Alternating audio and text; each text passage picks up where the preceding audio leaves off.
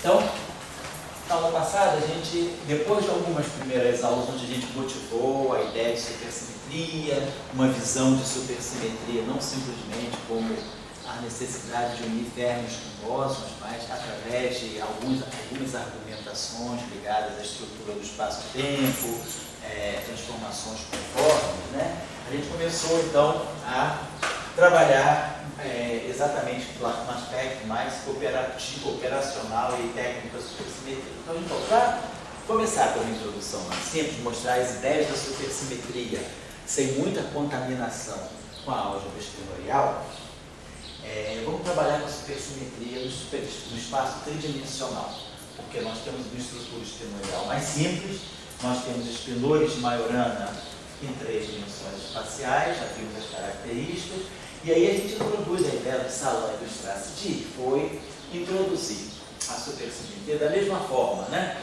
Como a gente faz translações no espaço-tempo, a gente agora introduz novas coordenadas e as próprias translações elas podem envolver a mistura das duas componentes, das duas coordenadas. No espaço Minkowski normal, quando a gente faz uma transformação de Lorentz mistura as coordenadas.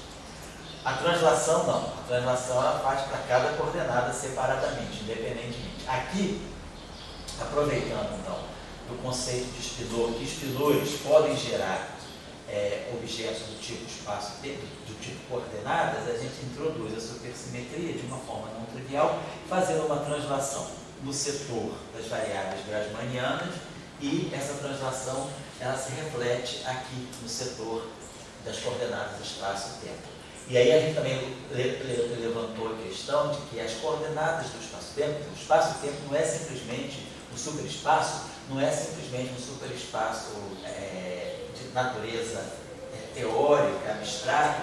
A gente imagina que haja novas coordenadas, que essa é um espaço-tempo estendido, e que essas novas coordenadas simplesmente não podem ser medidas, mas são coordenadas legítimas de natureza fermiônica. Então, da mesma maneira, né? Quer dizer, por que a gente pensou isso? Por que se tem a motivação para se pensar isso? Da mesma forma como nós vimos que a supersimetria ela poderia estar ligada, estaria ligada a um setor mais primário das translações, as rotações, as dilatações, as transformações de grupo conforme, né? Aqui a ideia seria então introduzir supersimetria com transformações também no espaço, onde as novas coordenadas agora, grassmannianas, elas vão interferir nas próprias coordenadas do espaço-tempo. Isso, naturalmente, levou a gente poder definir um campo, né? O que é um campo? O que é um supercampo? É um campo clássico que pode ser escrito em termos das coordenadas, que é uma função diferenciável das coordenadas do espaço-tempo. E aí, lembrando que essas variáveis grassmannianas são variáveis anticomutantes e que depois de uma certa potência, nesse caso, como os espinores são de duas componentes apenas, né? Quer dizer, quando eu produzo o produto, né, de 3 componentes, sabendo que elas anticomutam, 2 delas vão ter que ser iguais, então vai ser 0. Então, a expansão para. E aí a gente vê claramente que a gente consegue, na mesma estrutura,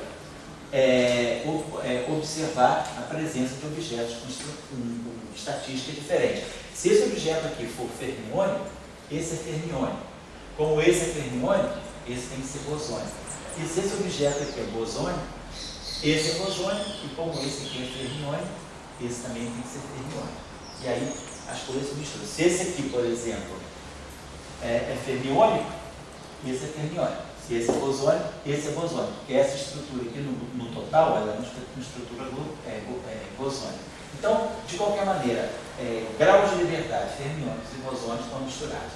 E aí, como se implementa a supersimetria, que é uma translação no superespaço? Da mesma forma que a gente faz isso no espaço-tempo de Minkowski. Só lembrando, a gente tem um campo que é uma função das coordenadas x,mi, e nós fazemos uma translação nas coordenadas do espaço-tempo.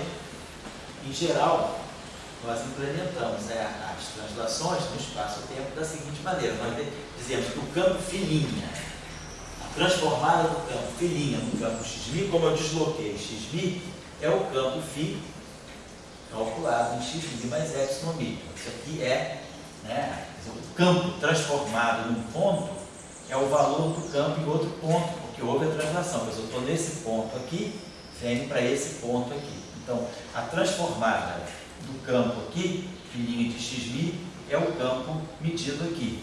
Se há uma translação espaço-temporal, essa translação não vai afetar a física do meu problema. E aí a gente define nosso ΔΦ como sendo o filhinho de xmi menos o φ de xmi. E aí o filhinho de xmi, aqui é φ de xmi, né? Mais εmi, então vai sobrar aqui para a gente εmi dmi. Tá certo?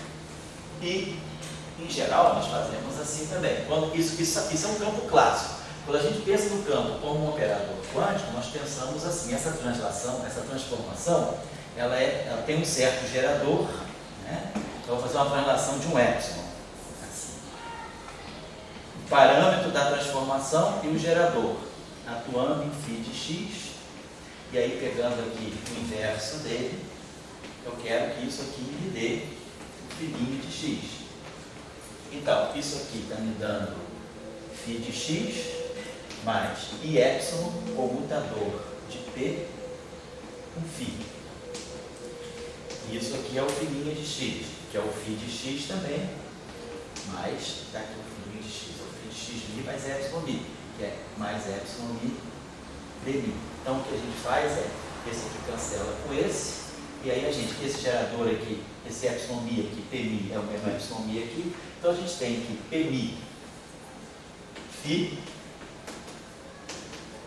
multiplico aqui por menos I, é menos I, dmi, φ.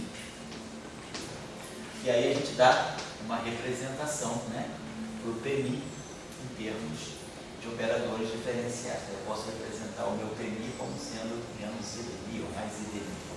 Então, é o que a gente vai fazer no superespaço. A gente vai fazer o mesmo procedimento. A gente vai definir o supercampo.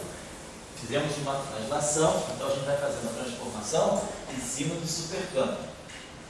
Então, esse supercampo S' de xθ vai ser o S de x', θ', como nós fizemos. Aí a gente vai ter S, né, x' mais I, epsilon barrado, gama de θ, e θ mais epsilon. Aí a gente fez uma expansão de Taylor aqui em primeira ordem do parâmetro. Vai ficar epsilon, alfa, derivado em relação a θ alfa, atuando no S. Tem o S, né, que é S'. S' é o S de xθ, mais agora os acréscimos, né? Mais epsilon alfa, d alfa, S, mais epsilon barrado, mi, θ, dmi, S. Só para lembrar aqui um pouquinho, né, que a gente fez uma manipulaçãozinha espinorial, só para lembrar isso. Aqui tem epsilon e aqui tem epsilon barrado. Mas aí a gente lembra que esse objeto aqui é um bilinear fermiônico. Pode sempre ser escrito assim, menos θc barrado, gama mi, epsilon c, conjugados de carga. Mas como todos são espinores de Majorana, os conjugados de carga desaparecem.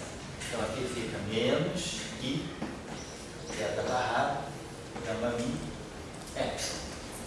Eu escrevo como sendo menos I, θ barrado. A gente viu que a gente pode escrever o barrado, né? Lembrando que para os espinores de Majorana, θ é igual a C, θ barrado transposto. Então, θ transposto é igual a θ barrado, C transposto, que é menos C. Então, θ transposto, C é menos 1, θ barrado é menos θ transposto, C é menos 1. Θ barrado eu posso escrever isso aqui como sendo mais I, θ transposto, C é menos 1, gama mi, epsilon. E aí eu tenho esse epsilon alfa aqui, e eu posso escrever isso aqui como sendo, epsilon aqui, né? E aí aqui, claro, dmi S. E aí aqui a gente acabou fazendo assim. I, θ, alfa, C menos 1, gama mi. Para facilitar o mesmo F, vamos botar aqui beta alfa, epsilon alfa. Aí eu fatoro esse epsilon alfa. Aí eu simplesmente quero fatorar esse epsilon alfa aqui na frente. Eu tenho que trazer o epsilon alfa para cá. Mas aí o epsilon alfa passando para cá, ele anticomuta. Então eu vou fatorar esse epsilon alfa aqui, e esse epsilon alfa que vem para cá, que aí vai ganhar um sinal menos, e vai sobrar para mim dmi mais esse pedacinho que sobrou para nós. Então, na frente do epsilon alfa, esse d alfa menos i beta beta, c menos 1 gama mi beta alfa, dmi. E aí, lembrando o seguinte, C é menos 1, lembrando que C, gama mi transposto, C é menos 1 é igual a menos gama mi. Então eu posso tirar esse C daqui e botar aqui menos C é menos 1 gama mi. E aí é que eu posso escrever isso aqui da seguinte maneira: C é menos 1 gama mi transposto. Isso aqui vai ficar gama mi transposto, C é menos 1 transposto, mas a matriz C é simétrica, então o transposto dela é menos ela. C é menos 1 transposto, né? É C transposto a menos 1, mas C transposto é menos C, então é só botar um sinal menos aqui, e isso fica assim, C é menos 1 gama mi. Então essa combinação C é menos 1 gama mi é uma matriz simétrica. Então tanto faz botar aqui beta alfa, né, como alfa beta. E aí nós tivemos aqui o nosso C menos I, C é menos 1, alfa beta, beta beta. É exatamente isso que está aqui.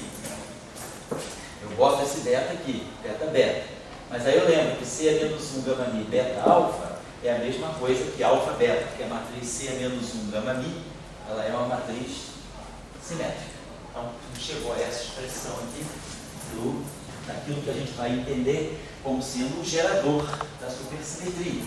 Então, para nós tiramos uma expressão daquilo que, nas translações do espaço de Minkowski, que representa as translações, quem faz as translações é o operador derivada, né? I dmi, né? Lá. Então, a gente faz uma translação, né? A gente tem o φ de x' menos o φ de x, dando o delta φ, e aí a gente tirava, expandindo aqui inteiro, né? Fica epsilon mi dmi φ. Então nós fizemos a mesma coisa, o parâmetro da translação e a derivada em relação à coordenada. Então aqui foi a mesma coisa, o parâmetro da translação, que é o epsilon alfa, e a derivada. Só que agora o que isso vai fazer o papel do gerador da translação.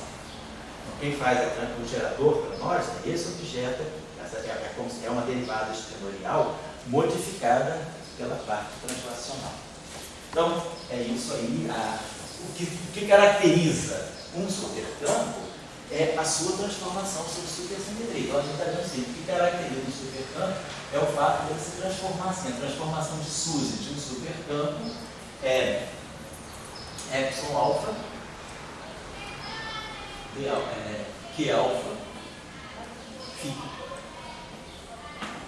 Isso caracteriza. A gente aqui, tem uma questão do fator I que eu quero colocar para vocês, que é a seguinte. Parafraseando no espaço de Minkowski, o que a gente faz? A gente diz, eu tenho um operador que faz a translação, que gera as translações espaciais.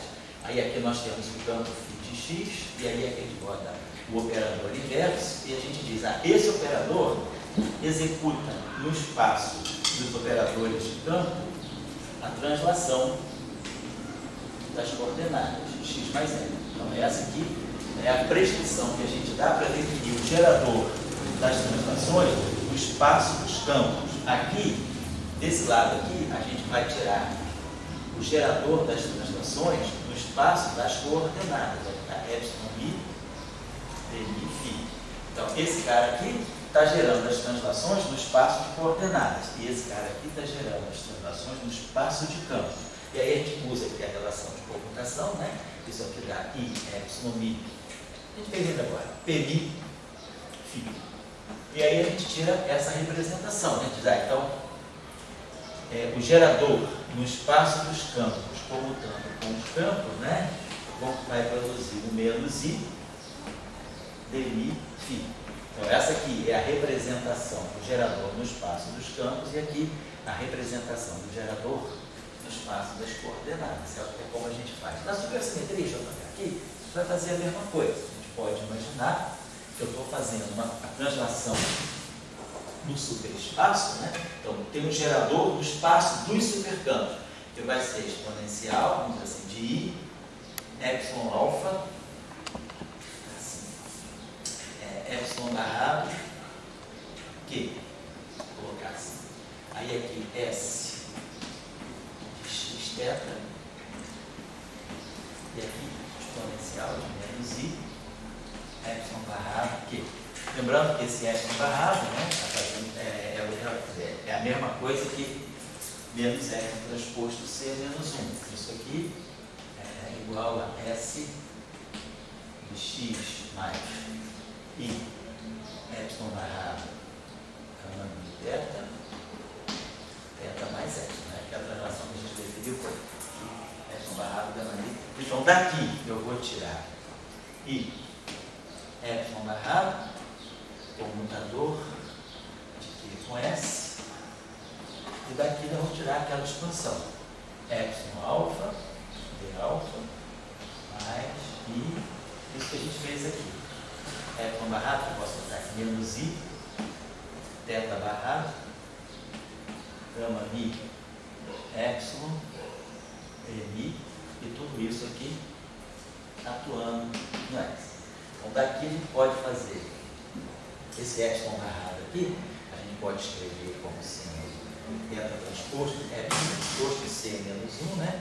Então a gente, daqui a gente vai poder ler, então, a menos, então só botar aqui, né? A gente daqui tirar o que vai ser Q alfa S e essas que relacionam com essa derivada. Da mesma forma que a gente fez, só para lembrar que às vezes vocês encontram escrito dessa forma. Para nós vamos trabalhar desse modo aqui. Estamos trabalhando direto com a representação no espaço das supercoordenadas, no superespaço. Então, para nós, uma transformação de supersimetria, quer dizer, um campo se transforma sobre supersimetria dessa forma. Qualquer objeto, né? Quer dizer, nós definimos o supercampo pela sua lei de transformação sobre supertranslações. Tá aqui. Então, o supercampo, ele reage a uma supersimetria dessa forma. A gente fez a expansão, fatorou o epsilon alfa, então a gente tinha aqui epsilon alfa, Q alfa e aqui o S. Então isso caracteriza o supercampo. Então, como esse Q é um operador diferencial, isso aqui é um operador de derivada, então ele satisfaz a regra de Leibniz. Isso aqui é um operador de derivada, então ele satisfaz a regra de Leibniz. Então, se eu multiplicar dois supercampos, para mostrar que isso aqui é um supercampo, o que eu faço para multiplicar dois supercampos? Vou fazer isso aqui. Epsilon alfa, a transformação de SUSE desse produto vai ser esse objeto aqui. Mas, esse operador aqui é um operador que contém dois tipos de derivada, mas todas duas satisfazem a regra de Leibniz. Então, eu vou ter epsilon alfa, Q alfa, S1, S2. E aí, claro, se esse objeto aqui for fermiônico, esse objeto aqui é fermiônico. Então, vai depender. Se esse objeto aqui for bosônico, essa derivada passa para cá. Então, isso aqui vai ficar epsilon alfa, S1. E aí, se esse cara é bosônico, ele passa por tudo. S1, epsilon alfa, Q alfa, S2. Então, esse cara aqui, isso aqui é delta S1. Eu posso, quer dizer, esse cara aqui é delta, vamos botar assim, delta S1. Vezes S2, e esse cara aqui é S1 vezes delta S2. Então, a transformação, se eu pegar dois supercampos, fizer o produto de dois supercampos, né, sabendo como cada um deles se transforma, o produto de dois supercampos, né, se eu vou pegar delta S1, o que é a variação do produto? É a variação do primeiro pelo segundo, mais o primeiro variação do segundo. É isso que eu faço. Agora, quem é delta S1? Isso aqui é um supercampo? Então, isso aqui é epsilon S2. Isso aqui é a variação do primeiro. Mais o primeiro, variação do segundo. Epsilon alfa de alfa S2. Aí agora eu posso, se esse cara aqui for bosônico, por exemplo, né? Eu posso trazer esse epsilon alfa cá para frente. Então eu vou ter epsilon alfa, que é alfa S1 vezes S2, mais S1, que é alfa S2. Mas isso aqui nada mais é do que o Q atuando no produto. Isso aqui é epsilon alfa, que é alfa S1, S2. Então o produto dos dois supercampos, sabendo que um objeto é supercampo e que outro objeto é supercampo, o produto dele se fecha, se transforma exatamente como supercampo. Se esse cara aqui for fermiônico, ao trazer esse epsilon alfa para cá, eu ganho um sinal menos. Mas aí, se esse cara aqui é fermiônico, isso aqui é justamente a regra de Leibniz para esse produto. Se esse cara aqui for fermiônico, essa derivada aqui pela regra de Leibniz, ela passa para cá com sinal menos. Então, de qualquer maneira, isso se fecha. Então, o que a gente está mostrando aqui, o produto de dois supercampos, ou de mais, é um polinômio, é um monômio em supercampos, é um supercampo. Quer dizer, o produto de supercampos se comporta como um supercampo por causa da nossa definição de que seja um supercampo. É um objeto que se transforma desse modo aqui, sob translações no superespaço. E aí, usando o conceito de variação do produto, eu insiro aqui, e aí eu uso a regra de Leibniz, né, para o produto, quando o gerador que é alfa, e aí a gente obtém um produto de supercampos. Então é um supercampo, vou botar aqui, produto de supercampos se comporta como um supercampo. Quer dizer, como no espaço, como na mecânica, na teoria clássica de campos. O produto de campos é um campo. Produto por quê? Se cada campo se transforma sob translações, com aquele efeito da derivada, se eu fizer a transformação do primeiro campo vezes o segundo, mais o primeiro, vezes a variação do segundo, aí cada variação dessa aqui é epsilon i Φ1 vezes Φ2. Faço a mesma coisa no outro, uso a regra de Leibniz para a derivada e vejo que o produto de dois campos se transforma dessa forma. Então, o produto de dois campos é um campo, o produto de dois supercampos é um supercampo. A outra novidade é que, quando eu pego a derivada de um campo, a derivada de um campo continua sendo um campo, porque a derivada ela é invariante por translações. Não vai variar só, vai contar só o efeito do campo. Agora a questão é, no superespaço eu posso pegar tanto a derivada espinorial quanto a derivada espaço-temporal. Então, se eu pegar a variação do meu supercampo, está aqui, delta S, epsilon alfa e alfa S.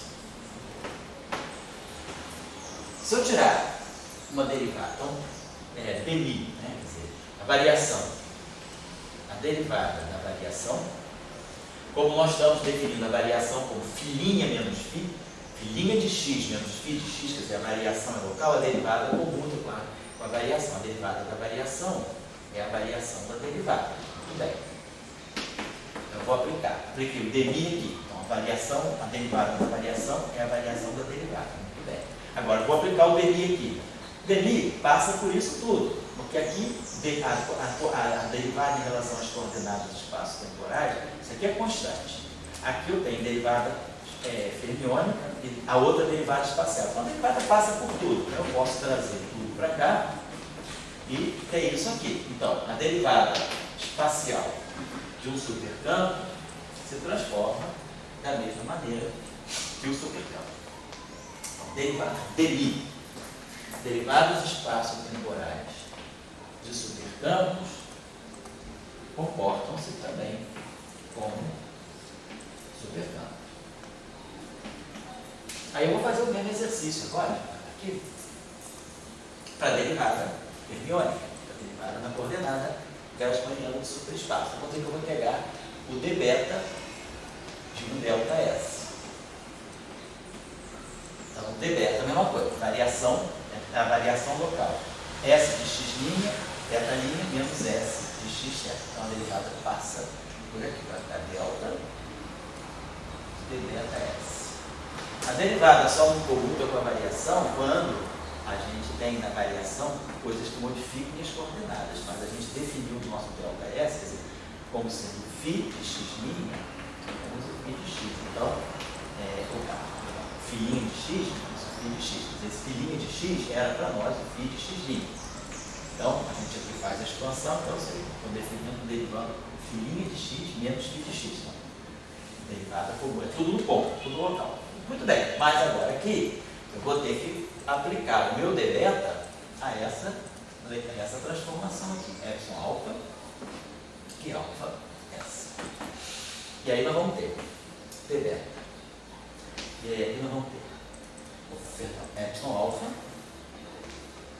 d alfa.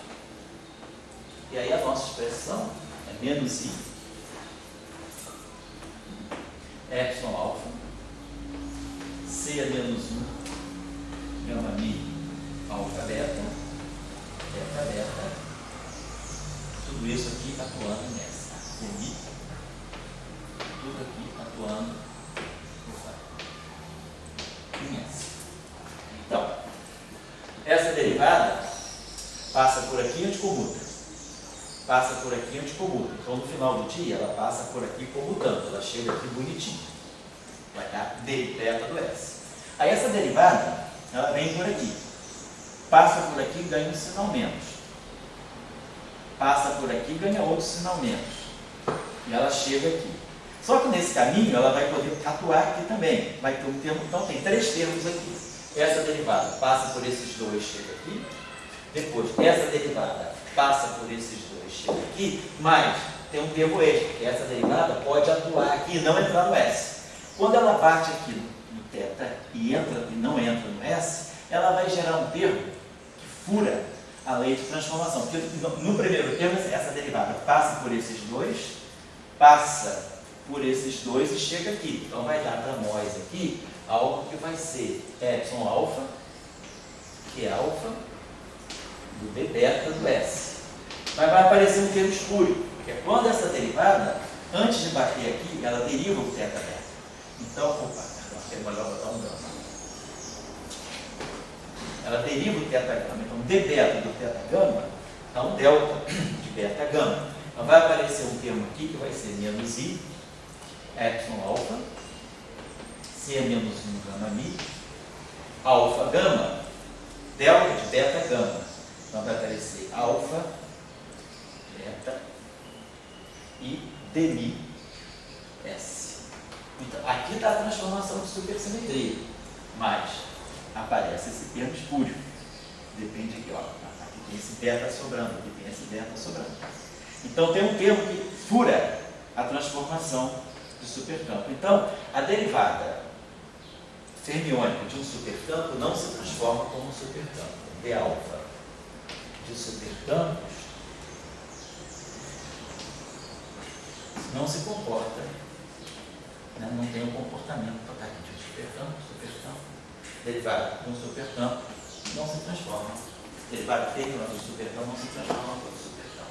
Então eu tenho que procurar um jeito de acertar isso aqui. Mas observe o seguinte, então nós temos que mexer nessa derivada. É igual, exatamente como só que aqui é tudo global, mas é como se fosse uma simetria local. Porque quando a gente pega uma simetria de gauge local, nós temos um campo, sei lá, de matéria, né, cuja transformação é I, G, o parâmetro alfa de x, vamos dizer assim, psi.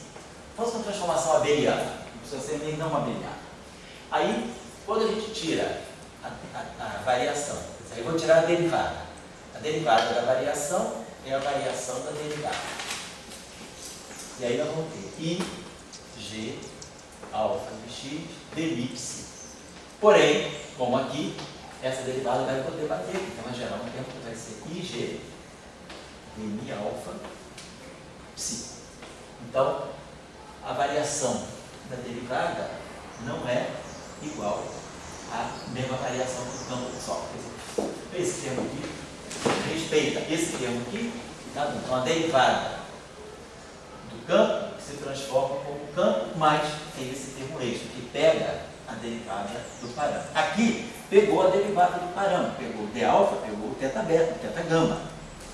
d-beta pegou o θ-gama. E gerou isso aqui. Isso aqui está fazendo o papel disso aqui. Só que esse objeto aqui, né, que é a derivada, aqui é tudo global, mas, semelhantemente, a gente gera um termo extra. O que a gente faz para a gente eliminar esse termo extra? Nós definimos uma derivada covariante e introduzimos na derivada covariante, né, aquele termo que vai se transformar de tal maneira a eliminar essa parte escura. E aí a gente tem que a variação da derivada se transforma exatamente como campo. I, G, alfa, y. O campo e sua derivada se transformam igualmente. É a chamada derivada covariante. Então, a pessoa também chamado a mobilizar o conceito de derivada covariante, ainda que a supersimetria seja uma simetria global. Então, o que eu preciso fazer para que a derivada do supercampo se transforme no supercampo? Eu teria que criar uma derivada covariante de beta, de tal maneira que d beta consiga passar por aqui, consiga anticomutar com esse gerador. Porque se eu tivesse d beta, aí aqui eu tenho epsilon alfa e alfa S. Se esse d beta consegue chegar aqui, claro, isso aqui tem um parâmetro fermiônico, então anticomuta com esse parâmetro que é constante. O problema é ela passar por aqui. Então eu teria que criar uma derivada. Se essa derivada covariante ela passa por aqui, dá um sinal menos. Eu gostaria que ela passasse por aqui e desse outro sinal menos, para ela poder chegar aqui com um sinal mais. E aí a variação, quer dizer, a derivada da variação do supercampo e a variação da derivada do supercampo se transformaria na mesma forma que o supercampo. Epsilon alfa, que é alfa, atuando no objeto. Então eu precisaria definir uma derivada covariante que anticomute com que alfa. E aí a solução é simples. A gente pega um d alfa, a gente acha outra que alfa. Vamos pegar aqui um d beta, não, a gente já usei beta, vamos chamar aqui um d gama. A gente define da seguinte maneira: algo que vai ser derivado em relação a gama, a gente vê só, botando aqui um sinal mais i, C é menos 1 gama i, aqui é gama, vou botar aqui gama delta, θ delta, dmi, vamos definir esse objeto, tá? C é menos 1, tá? Aqui, como lá tem gama mi dmi, vamos botar aqui um gama mi dmi para evitar índices, né, saturados iguais. Então vamos calcular o anticomutador desses dois objetos. Vamos calcular que alfa com d gama. Bom, então vamos ter que alfa, como a gente colocou, menos i, c menos 1, i, alfa beta, θ beta, di. Anticomutador com d gama mais i, c menos 1 gama mi, gama delta, θ delta, di. Então, anticomutador, que são objetos fermiônicos. Então, esse cara aqui, anticomuta, tá zero. Agora, esse objeto, quando eu faço o anticomutador, esse cara vai ser d alfa, atuando em tudo que está aqui, mais tudo que está aqui, d alfa. Então,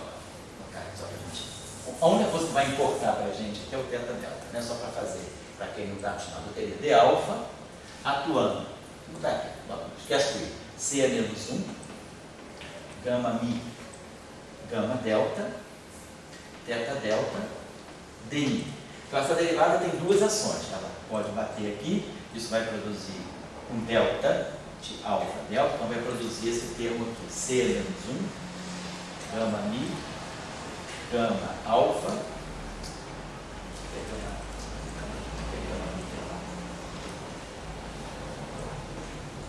C menos 1 gama mi gama alfa. Esse cara aqui comeu esse. E aí ficou DI. Mas vai gerar um outro termo, que vai ser essa derivada vindo diretamente para cá. Menos C menos 1 gama mi gama delta, teta delta, de alfa, DI. E aí, pessoal, esse cara atuando mais esse atuando, mais o inverso. Isso aqui atuando nisso, mais isso aqui. Isso aqui, por exemplo, que a gente já fez, né? Então, é esse cara aqui atuando com esse aqui. É esse anticomutador que eu estou calculando. E aí, mais o outro termo. Só que o outro termo vai ser, esse termo aqui vai desaparecer, né? Quer dizer, a gente vai gerar. Vou fazer aqui só para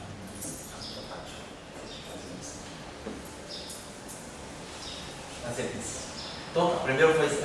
Então, vamos botar aqui, vai ficar essa derivada atuando nisso tudo, que deu aqueles dois termos. Então, deu I, C é menos 1, gama I, a gama alfa, DI, a derivada, bateu aqui. E vem o outro termo, que vai ser essa derivada, vai passar por aqui, vai dar um sinal menos, vai ficar menos I. Essa derivada eu estou fazendo só com isso aqui. Aqui ela passa direto, isso aqui é elemento de matriz. Mas quando essa derivada passar pelo delta, pela regra de Leibniz, ela passa com sinal menos. Então vai ficar menos I, C é menos 1, gama mi, alfa delta, teta delta, D alfa, DI. E o outro termo do anticomutador é isso aqui na frente do D alfa. Então, quando isso aqui ficar na frente do D alfa, vai ser exatamente isso com sinal mais. Então, esse termo aqui vai desaparecer com esse termo na frente do D alfa. Então, esse anticomutador de D alfa, com tudo isso aqui, está dando simplesmente isso aqui. I, C é menos 1, gama I, gama alfa, DI. Esse é o primeiro termo. Agora, temos que fazer esse anticomutador aqui. Esse com esse. Então, mesmo vai ficar isso vezes isso, menos isso vezes isso. Então, mais isso vezes isso. Então, quando eu atuar com esse cara, então, esse cara aqui vai bater aqui. Depois eu vou poder gerar um termo que vai ser esse cara aqui atuando aqui. Então, ele vai produzir aqui o menos I. Quando essa derivada estiver aqui na frente, ela vai bater aqui, vai produzir um gama beta, delta de gama beta. Então, vai produzir aqui menos I, C é menos 1, gama mi, alfa, produzir aqui esse beta vai ficar gama, e aqui DI. E depois o outro termo cancela. E claro, esses dois termos aqui anticommutam, porque tetas e os tetas anticommutam. Então sobrou isso aqui. Agora, só que essa matriz aqui é simétrica. C é menos 1, gama. C é menos 1, gama. É uma matriz simétrica. Então esse termo aqui cancela esse. Então, colocando esse sinal mais aqui na correção da carga, a gente gera uma derivada que anticommuta. Então, a noção é, vamos introduzir essa derivada covariante de alfa, exatamente como o gerador, só troca esse sinal aqui.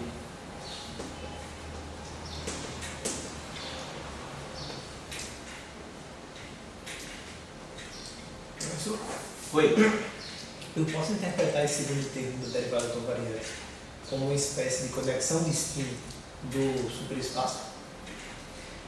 Talvez você deva interpretar, se você lembrar da relação entre quando você tem derivadas covariantes, né?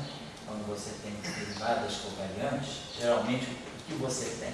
Você tem um termo aqui que é a torção, TABC, TC, e o termo de curvatura, que é o RAB, CD, e aqui é o termo de sigma CD, o gerador. A conexão de spin, ela está aqui, com os geradores das rotações. Então, o comutador de duas derivadas covariantes ele pode te dar um termo que é linear nas derivadas e um termo que carrega os geradores das rotações. Quando a gente calcular agora esse anticomutador, como isso aqui já está calculado, quer dizer, então, só para responder a tua pergunta, então a gente já viu o seguinte, que esse D alfa anticomuta com Q beta. Então tá ótimo. Isso aqui a gente já dá certo. Agora, a minha pergunta é, vamos tirar o anticomutador das duas derivadas covariantes. Agora o anticomutador de D alfa com D beta. E aí, ao calcular, como o D alfa é exatamente o que é alfa, né? Quer dizer, a única coisa que muda é esse sinal aqui, daqui para cá.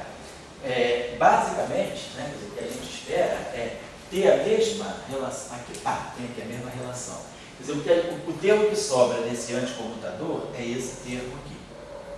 E como esse termo aqui ali apareceu com o sinal mais, a gente está esperando que a gente vai obter isso aqui. Vamos só fazer o cálculo. 2 C menos 1 gama mi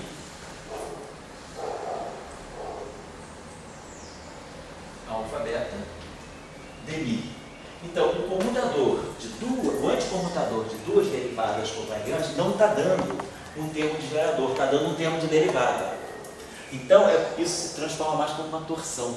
É como se o superespaço, mesmo que ele seja um espaço plano, ele tem uma torção. Quem é a torção do superespaço? Porque você está no superespaço. Quando você tem uma torção, a torção ela tem 3 índices do espaço. Ela é antissimétrica desses 2 índices e tem esse índice livre. Então, nesse espaço em que eu tenho coordenadas x' e θ alfa, eu poderia ter as seguintes componentes da torção. Uma torção T, mi, mi, kappa. Poderia ter uma torção T, mi, alfa, kappa. Poderia ter uma torção T, mi, alfa, beta. Como poderia ter uma torção T, mi, mi, alfa. Que é o que eu tenho aqui. Aqui eu tenho índice, como se eu tivesse uma torção T, mi, alfa, beta. Então, eu tenho várias componentes da torção nula, exceto essa. Então, é como se o superespaço plano ele tivesse uma torção que tem esses índices T alfa, beta, mi, ou T, mi, alfa, beta. Então, a torção do superespaço, D alfa, D beta, dá aquela expressão T alfa, beta, mi, D, mi. Então, você tem agora um conjunto de derivadas D, mi. Essa aqui você não precisou covariantizar, mas essa aqui você covariantizou. E aí, quando você covariantiza, claro, dmi com di é zero, né? O comutador de dmi com di é zero, e o comutador de dmi com d alfa também é zero. Então, as únicas componentes da torção estão localizadas aqui. Então, é como se o superespaço plano tivesse uma torção. Você não vê o termo de curvatura, porque ele é um espaço plano. Um espaço plano pode ter torção. Então, eu posso entender isso de uma forma geral como a curvatura está ligada às coordenadas bosônicas e a torção às coordenadas fermiônicas? No superespaço, sim. No superespaço, sim. Agora, quando você introduzir a supergravidade e a transformação da reação de supersimetria local, aí você vai poder também ter conexão de spin na coordenada fermiônica. Porque aí você vai ter uma mistura, você vai ter todas as possibilidades. Você vai ter derivada bosônica com derivada bosônica, derivada bosônica com derivada fermiônica, derivada fermiônica com derivada fermiônica. Então você vai poder ter também aqui algo que vai ser um R alfa beta, mi, sigma mi. Então você vai poder localizar curvatura também nas coordenadas fermiônicas. Mas aqui no superespaço plano, a única coisa que você tem é essa componente da torção. Certo? Vamos fazer esse cálculo só para a gente ter certeza do sinal, porque esse sinal vai ser importante para a gente. Então a gente vai estar calculando esse anticomutador aqui. D alfa mais I, C menos 1, gama mi, alfa gama, beta gama, D mi.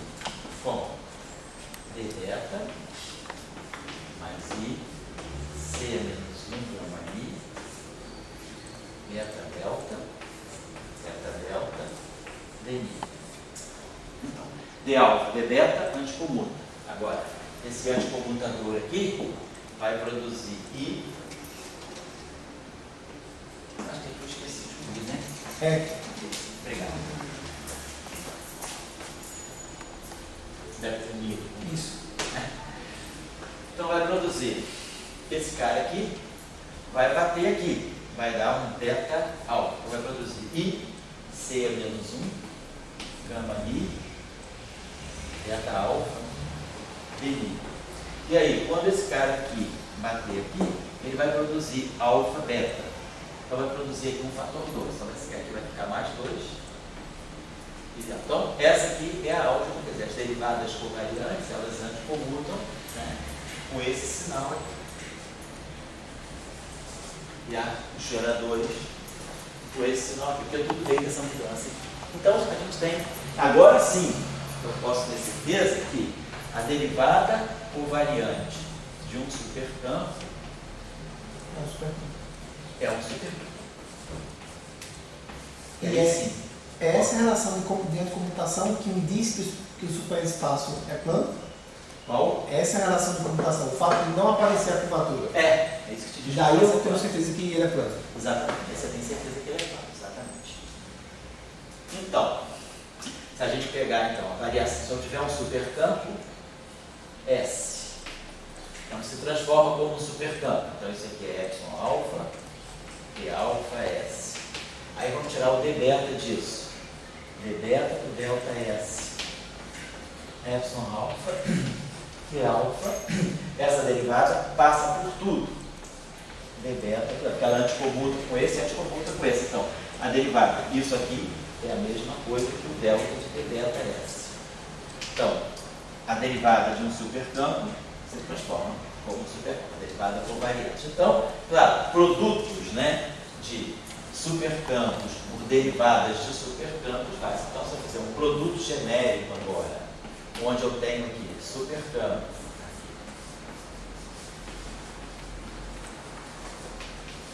vezes derivadas espaço-temporais de supercampos, né, vezes derivadas covariantes de supercampos, então esse produto todo, no final do dia, ele se transforma como um supercampo. Então, vamos dizer assim, o cálculo tensorial está pronto. É só pegar supercampos e produtos de supercampos com derivados de supercampos. Deixa eu apagar isso aqui. Vamos só fazer um exercício assim, rápido. Pegar isso aqui. Como isso tem a mesma estrutura do espaço-tempo usual, sim, isso é uma vantagem porque acho que a gente pode construir uma Lagrangiana de forma mais direta, não é? Exatamente, porque você já está pronto para construir Lagrangiana de forma mais direta. Exatamente. E aí vamos observar a seguinte coisa. Vamos pegar só para a gente fazer um treininho. Pegar um produto de dois supercampos. Pegar aqui esse supercampo. Vamos pegar aqui um supercampo que a gente já dá. Supercampo genérico S, que é S, θ barra psi, mais 1,5 θ barra θ F. Vamos ver isso aqui. Então, vamos pegar esse supercampo S1 e vamos pegar um supercampo, vamos pegar o próprio S, pegar S ao quadrado, pegar esse supercampo ao quadrado. Então vai ser quadrado desse, mais os termos cruzados, né, mais θ barrado, vou botar S, θ barrado psi, mais 1,5 de S, θ barrado θ F. Depois, mais esse cara aqui ao quadrado, agora esse vezes esse vai dar a mesma coisa, portanto, esse é esse. Agora, esse é o quadrado, θ barrado psi, θ barrado psi. O que é isso aqui?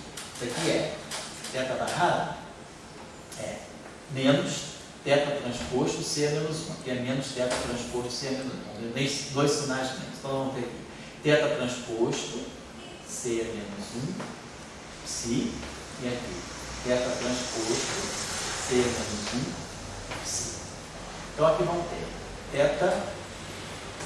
alfa, C menos 1 alfa beta, psi beta. Θ gama, C menos 1 gama delta, psi delta. Fazendo agora os produtinhos. Então isso aqui ficou. Vamos passar. Vamos dizer que só para a gente ter uma ideia, vamos supor que esse supercampo seja escalar. escalar, escalar, férmio, escalar. Então, psi ou férmio. Então, esse θ pode passar para cá. Então, vai ficar menos θ alfa, θ gama. Vamos fazer assim, vamos primeiro coletar o C é menos 1, alfa, delta. Só para vocês terem uma ideia de como a coisa se faz. C é menos 1, gama, delta. Então, peguei esse C é menos 1, esse C é menos 1. Vou passar esse θ gama para cá. Vai ficar menos θ alfa, θ gama. E aí aqui ficou psi beta, psi gama. Psi beta, psi delta.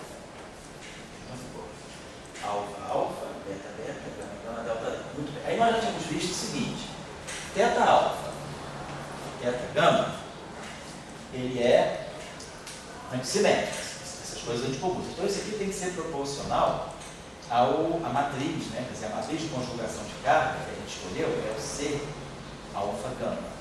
Então esse C alfa gama às vezes alguma coisa assim. E aí, quer dizer, por quê? Porque nós escolhemos, quer dizer, a nossa matriz de conjugação de carga ela é antissimétrica.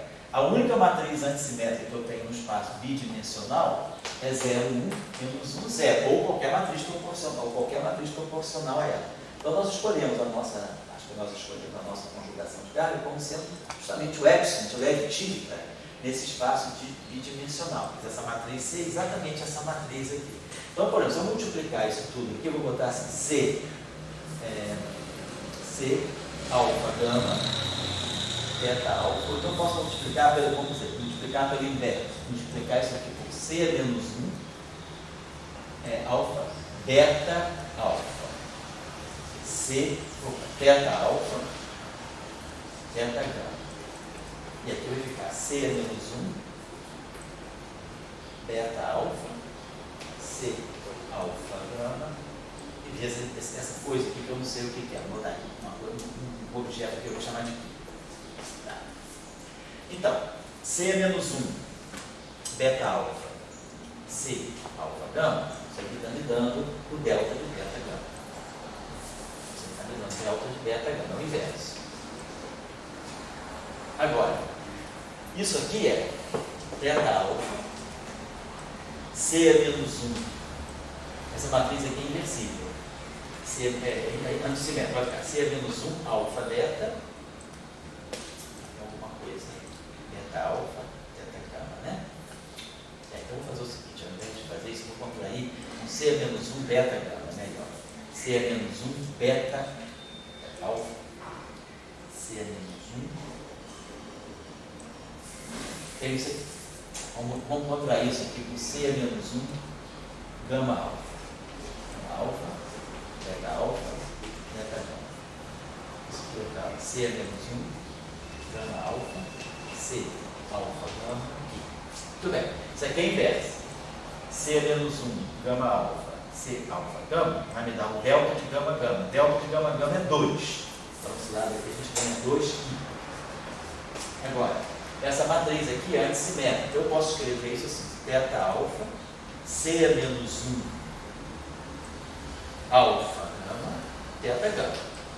Mas, θ transposto C é menos 1, já viu, é menos θ barrado. É menos θ barrado, gama, θ gama. Então dá θ barrado, θ. Então do lado esquerdo, isso aqui dá menos, né? Isso aqui, eu tinha um sinal menos quando eu antes simetrizei, troquei aqui, e depois tinha outro sinal menos dessa relação, fica mais. Então isso aqui é θ barrado, θ. Então, na verdade, eu posso escrever isso aqui como sendo θ gama, θ alfa, θ gama é um meio do C alfa gama, θ barrado, θ. Esse escalarzinho de Lorentz primitivo. Então, isso que a gente está usando aqui. O produto de duas variáveis θ, eu posso relacionar com esse escalar aqui, a menos da matriz C. Então, só para lembrar, então aqui vai aparecer para nós um meio de C alfa gama, θ barrado, θ. Vou botar assim. E aí agora eu tenho C é menos 1, alfa beta. C é menos 1, gama delta. E C alfa gama. Ó, C alfa gama vezes C é menos gama delta é em matriz com a sua inversa, é o produto matricial. Vai ficar um delta de delta alfa.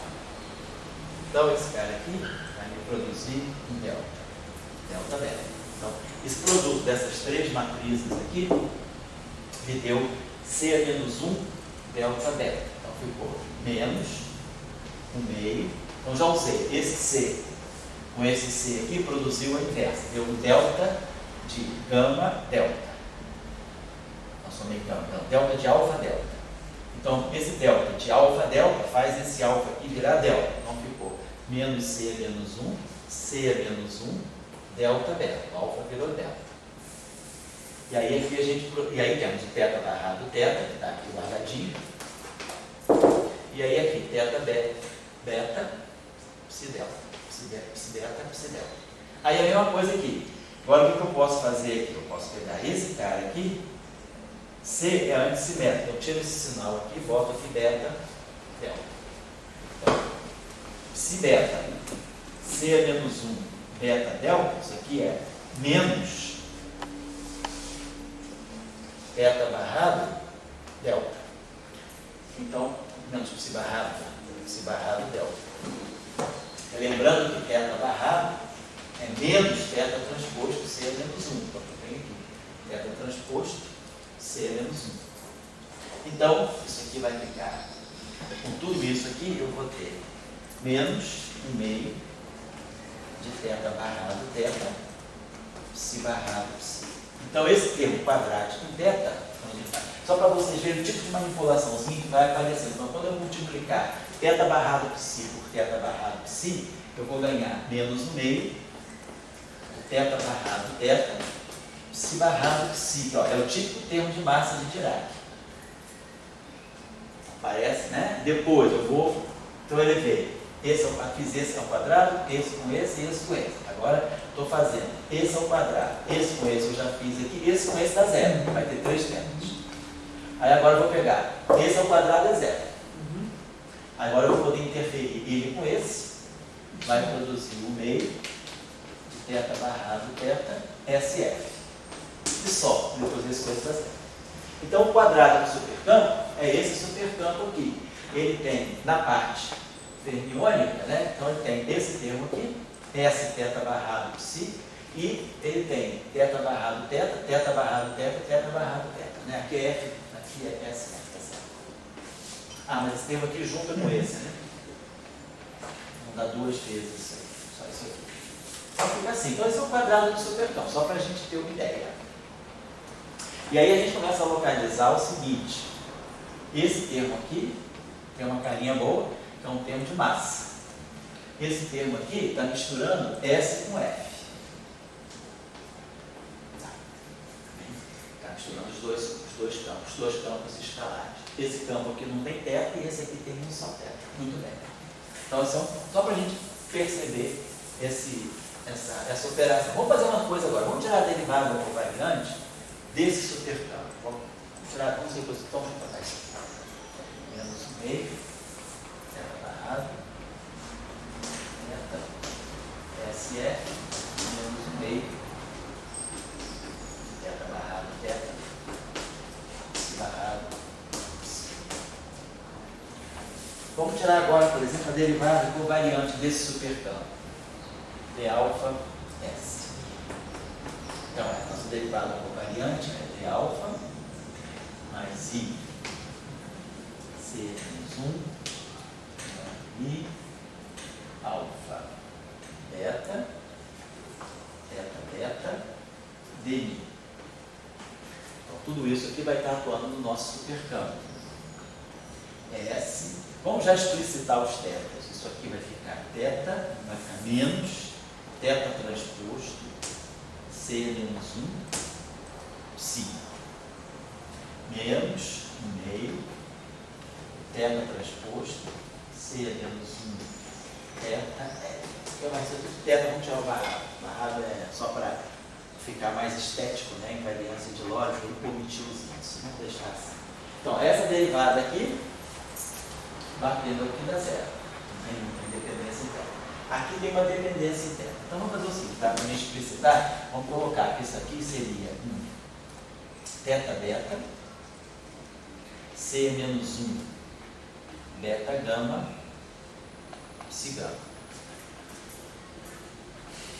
E esse aqui vamos botar beta, ali já tem beta, né? Então vamos botar o beta, vamos botar o seguinte, vou chamar aqui de beta gama, gama delta, psi delta. E aqui é a mesma coisa, menos o meio de beta gama, C menos 1 gama delta, beta delta e o F. Só para fazer as derivadas da gente. T alfa do S é zero. Esse T alfa atuando aqui, ele vai produzir um delta de alfa gama. Então vai ficar C menos 1 alfa delta psi delta. O primeiro termo que vai aparecer vai ser menos C menos 1 alfa delta psi delta. Mas aí, aqui é índice saturado, vamos botar alfa beta psi delta. Para esse primeiro termo. Depois, D alfa vai atuar aqui. Então ele vai produzir, tem esse menos o meio, e aí ele vai produzir a derivada de alfa do θ gama, vai ficar o delta de alfa gama. Então vai produzir menos C menos 1 alfa delta, θ delta F. Depois, essa derivada vai passar para cá, mas vai passar por aqui com sinal menos, vai produzir menos θ gama, C menos 1 gama delta, e aí o delta vai virar alfa. Tudo isso aqui vezes F. Aí lembrando, invocando de novo a antissimetria, gama alfa é menos alfa gama. Então esse termo aqui acaba sendo igual a esse, fator 2. Então vai produzir menos C menos 1 menos C menos 1. Aí vamos ter aqui θ delta, vou botar assim, menos, vou até botar assim, θ beta, não faz, né? Botar, não vai, agora botar, tem o fator 2 vai cansar, botar assim, então vou botar assim, θ delta, vou dizer que é θ beta, C menos 1, vou trocar a ordem aqui, para poder ficar esse descontraído depois, vai ficar alfa beta beta, vai ficar θ delta, C menos 1, beta alfa. Que aí a gente já sabe que isso aqui faz o papel do θ menos θ barrado. Então tá legal, fizemos isso aqui. Então a primeira, o derivado de alfa já atuou em todo mundo, deu isso aqui. Agora, esse termo aqui vai poder atuar aqui. Deixa eu fazer o seguinte, deixa eu botar isso aqui em cima.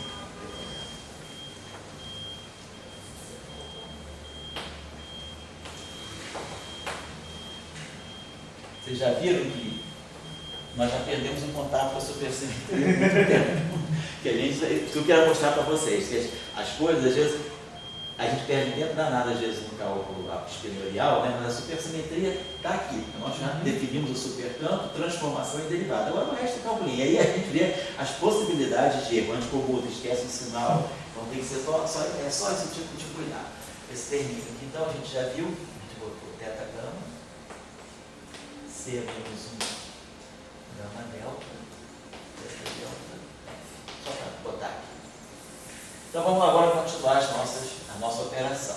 Esse termo aqui agora vai bater aqui, ele vai produzir mais I, C menos 1, gama Mi, alfa beta, θ beta, BI, S. Então vocês estão vendo, ó, esse termo tem uma vantagem, ele está tirando a parte cinética do campo escalar. Ele está tirando alguma coisa, quer dizer, se a gente quiser construir um lagrangiano escalar, eu já tenho aqui a velocidade do campo, né, o momento do campo, TBS. Tá certo? Já está aparecendo aqui. E depois, esse termo aqui, ao bater aqui, tem dois termos. Vamos botar esse termo aqui, vai ficar, ó, menos I, então vamos fazer aqui, vou fazer aqui separadinho, vai ficar, ó, I, com esse menos aqui, vai ficar menos I. Aí vai ficar C menos 1, gama Mi, alfa beta, θ beta, dmi. E ele vai estar atuando nesse termo aqui. Eu botei o sinal menos aqui, θ transposto, esse termo θ gama, C menos 1 gama delta, psi delta. É esse termo aqui, né? Isso tudo aqui. Psi delta. Então tá, estou com esse termo aqui, atuando nisso. É claro que essa derivada vai bater aqui, vai ficar d psi delta. Muito bem. Então vou tirar esse derivado aqui, já saiu. Agora, teta beta, teta gama, nós já vimos, é menos o meio do teta barrado teta vezes o C teta gama. Já vimos que é essa expressão, né? Produto de duas variáveis fermiônicas, né? É menos o meio do produto escalar, né? Teta barrado teta, e o C teta gama. Então vai produzir menos o meio, esse menos I vai ficar I sobre 2.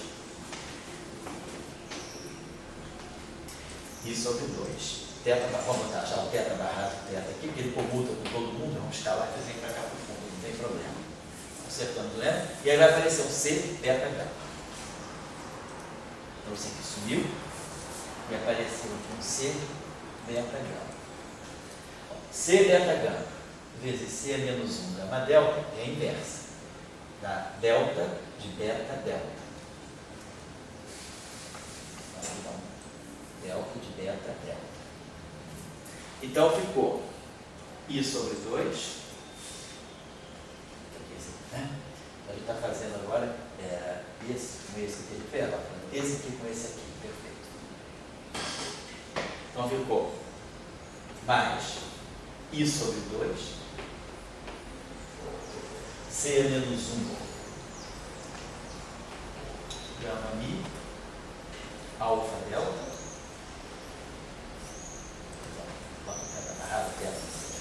I sobre 2, I sobre 2, teta barrado teta.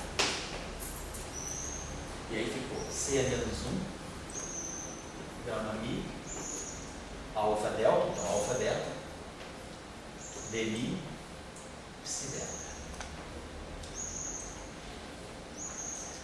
Então a gente está aqui com alguma coisa também que está dando, gama mi, d mi. Alguma coisa que está ligada ao termo cinético de Dirac, gama mi, d mi. E aqui tem DMS. Então esse supercampo, a derivada covariante do supercampo, ele está me trazendo, né? E aí depois esse termo aqui dá zero, né? Porque tem 3 tetas, não é isso? Esse sistema aqui tem 3 tetas. Acho que é basicamente isso, né? Não tem mais um termo para usar, quer dizer, então esse termo, a gente tem esse termo aqui, esse termo aqui a gente já fez. Duas derivadas. Eu fiz esse termo de alfa, esse aqui a gente fez, era para ter dado o F, né? Esqueci de fazer esse termo, talvez. Espera aí, eu fiz esse aqui, dá zero, então fizemos esse aqui que dá o psi. Fizemos esse aqui, eu esqueci de botar o F, faltou o F aqui, né? Mas eu não acabei completando esse termo, esse de alfa aqui, atuando nisso aqui. Né? Esqueci, ficou meio solto aqui, deixa eu botar aqui de novo, esqueci esse termo aqui, ó. Esse é alfa atuando aqui, tem menos o meio, esquece, perdão, menos o meio. E aí nós temos teta gama, C menos 1 gama delta, teta delta, F. E aí eu tenho a derivada de alfa atuando aqui. Então, a derivada de alfa atuando aqui, ela vai procurar produzir o primeiro termo, que vai ser esse gama viral. Vai ficar menos o meio, C menos 1, alfa delta, teta delta, F. Depois o outro termo. Aquele delta passa para cá, mas passa com sinal menos. Então, vai ficar mais o meio. Teta gama, C menos 1. Aí, o gama é que vai virar alfa. E aí sobra esse termo aqui. E o F, muito bem. Aí, a gente fez. Então, isso aqui é antissimétrico. Então, esses dois termos aqui, gama alfa, né, esse termo aqui, sai e dá um fator. Somos esse fator 2. Então, ficou teta gama, C menos 1 gama alfa, F. Vou botar um sinal menos, teta gama, C menos 1 gama alfa, F. Então, tá certo. Então agora ficou completo. A gente vem a derivada covariante. E aí a gente está vendo que essa derivada covariante, ela está trazendo, basicamente, né, algumas coisas interessantes que vão poder nos dar ligação com o termo cinético. Algo está muito ligado ao Lagrangiano cinético de Dirac e o termo cinético do campo escalar tipo Klein-Bach. Depois vamos ver o que vai acontecer com esse termo. Essa derivada não está pronta. Então é esse tipo de manipulação que eu queria, né, mostrar para vocês, que a gente vai precisar fazer. Tá? Então isso foi só exercício mesmo para mexer. A gente pegou dois supercampos e multiplicou ele com ele mesmo e pegou a derivada covariante do supercampo, só para ter uma ideia. Preciso guardar todas essas convenções aqui. A derivada covariante é com mais o gerador que é menos tá legal. Bom, o que mais que a gente vai observar agora? Vamos observar a seguinte situação. A gente vai começar a querer construir ação. Então vamos observar a seguinte questão. Quando nós fizemos a transformação de supercampo, vamos lembrar o seguinte: pega um supercampo qualquer.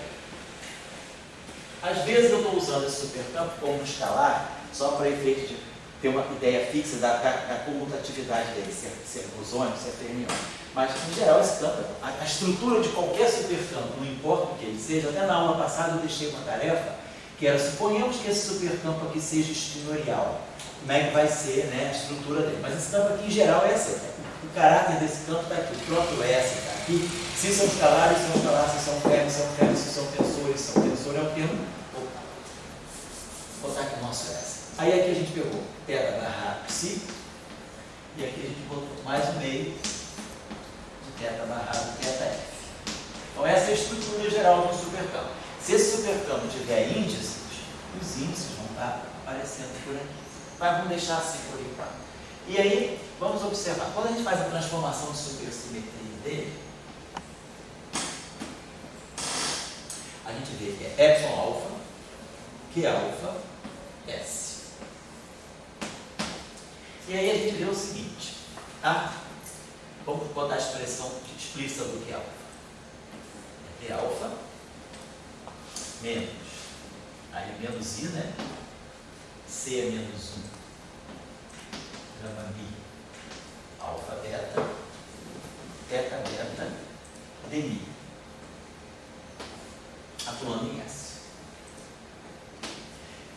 Agora vamos observar o seguinte: a última componente do supercampo, quer dizer, quando eu expressar a variação desse supercampo como sendo delta S mais θ barrado delta psi mais meio de θ barrado θ delta F, a variação de um supercampo, é esse supercampo. Observar o seguinte: a variação da última componente, delta F, ele está ligado ao θ barrado θ. Vamos botar aqui o nosso supercampo. S mais θ barrado psi mais um meio θ barrado θf. Quando essa expressão toda bater aqui, nós já vimos então esse termo aqui, zero aqui, dá uma contribuição aqui, dá uma contribuição aqui. Esse termo aqui, zero aqui. Agora, eu vou produzir o único termo, depois que esse operador esse gerador de supersimetria atuar aqui, vai me sobrar, quer dizer, vamos observar quem vai ser o termo que tem mais θ, o termo θ barrado θ. Esse termo aqui, bateu aqui, deu zero. Bateu aqui, eliminou o termo. Bateu aqui, tirou o termo. Então, esse d alfa, ele não libera ninguém que tenha dois termos. Esse termo aqui, bate aqui, me dá um só termo. Quando ele bater aqui, ele vai me dar dois θ, porque vai ter esse θ aqui e esse θ aqui. Quando ele bater aqui, vai dar zero. Então, a variação do F, a variação do termo de mais alta componente, ele vai ter sempre essa estrutura, a menos desses fatores I e tal, mas ele vai ser alguma coisa do tipo θ, ele tem um θ daqui e tem um θ daqui. E tem uma derivada atuando nos campos aqui. Então, a variação do F, que é o teta barrado teta, esse teta barrado teta sai. Quer dizer, a variação do F, ela é o coeficiente do teta barrado teta. Nesse caso aqui, se a gente quiser só para fazer explicitamente, vamos fazer só para a gente ficar com a ideia bem clara. Eu tenho um meio de teta barrado teta delta F. O que vai ser meu delta F então? Vai ser o único jeito de tirar o delta F, vai ser quando esse cara bater aqui, que é o único tempo que vai produzir 2 tetas. Esse aqui já dá 0, porque tem 3 tetas. Então, esse aqui não tem nada, esse aqui tira o teta, esse aqui tira um teta, fica um só teta. Esse aqui bota um só teta, e o único tempo que vai dar 2 tetas é esse aqui. Então, vamos escrever, vai ficar menos I, C menos 1, gama mi, alfa beta, teta beta, teta barrado si, dmi, teta barrado dmi.